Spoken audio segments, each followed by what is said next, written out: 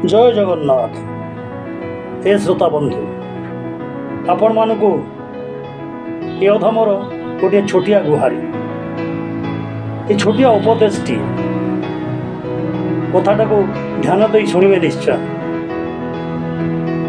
अंगूर खाओ, स्वास्थ्य पक्षे हित कर। से अंगूर को सिद्ध कर खाइले लोके कहिबे तमे मद्यप। एक नारी उपभोग कर,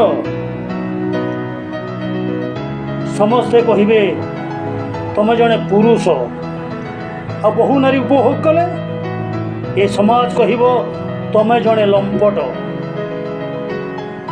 कहीं के भावुवे मु बहु नारी उपभोग कले ए समाज जानिब केमिति?